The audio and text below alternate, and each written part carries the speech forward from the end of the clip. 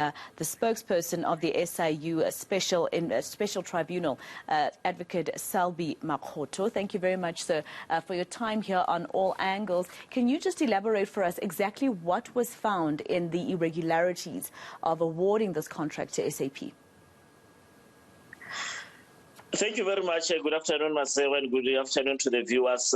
In terms of the order that was granted late yesterday afternoon, the special tribunal did come to the determination that an amount of 263.2 million ought to be repaid by the service provider System Application Products within 5 court days. That is effective from yesterday. So the counting obviously would start today in terms of the court days. But the long and short of it is that based on the affidavits that were before the special tribunal, with the matter having been instituted way back in 2020, was to the effect that the contract was declared invalid and has since been set aside. There are 2 contracts here that were entered into by the Department of Water and Sanitation, as well as this multinational company. That was in 2015 on the 22nd of December 2015, as well as the 26th of July 2016. So the order explicitly sets aside the 2 contracts and orders the department not to make any use of any of the licensed agreements in that regard. So within the court, within the next 5 days, an amount of 263 million is expected to be repaid, and if ever there is no payment that is forthcoming within the 5 calendar days, the special tribunal order is that interest will then start kicking in. And in terms of the other thing that actually was a little bit of a dispute was the amounts that needed to be recovered in relation to the calculations. So precisely what happens is that out of the amount, there will be an amount of 68 million less, because in the execution and the implementation of the contract, this is the money that the respondents argued that it was for the servicing, that was payments to the third-party companies in the execution of this order. So that is a matter that is actually being disputed, but the special tribunal order does indicate that within those 5 days, subsequent to that, there should be affidavits that are being filed within 15 days rather, and then thereafter the SIU and the department, being the applicants, will go through those affidavits, and if there is a need to supplement or to give any other affidavit, the special tribunal order has made that provision.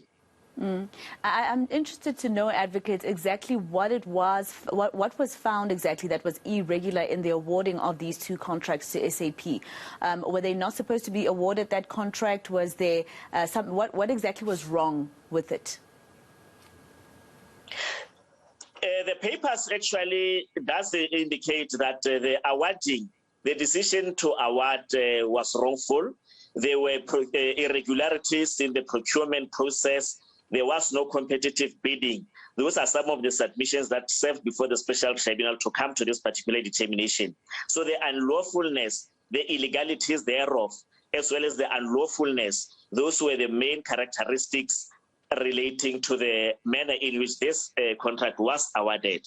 It was an amount of 500 million or something, but what could be established on a balance of probabilities was the 413 million, which has since been paid into these companies, and that is the amount which has been contested on paper and on affidavits, and that is the amount that is being repaid to into the national fiscus.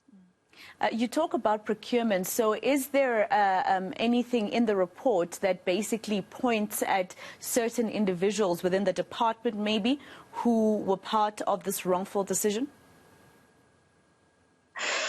The respondents, some of them being cited, are officials of the department, and their version is going to be considered when the determination for the no-profit principle applies as part of the remedies being pursued.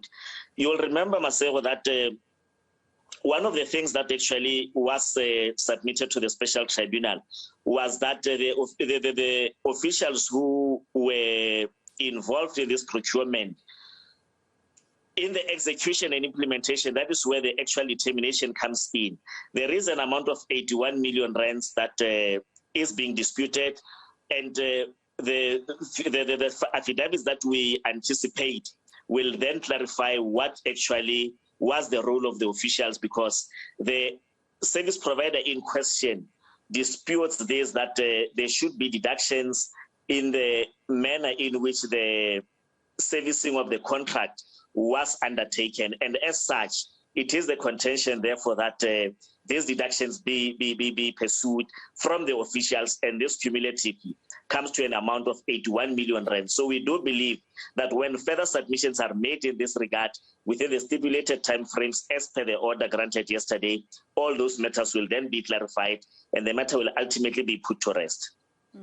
And now the department, as you said a little earlier on, has been ordered to also stop using any of the software that was procured back in 2015 and 2016. So this is immediate. What happens to all these years when they have been using those softwares? Do we just forget about it and move on? No, there will be accountability. Well, the department obviously will have to come and give its side of the story, what happens, but the order in terms of, because the fundamental issue in dispute here, the legal dispute arises out of the awarding, the manner in which the contract was awarded. It was wrongful, it was irregular, and did not meet any particular legislative and or statutory provisions governing procurement.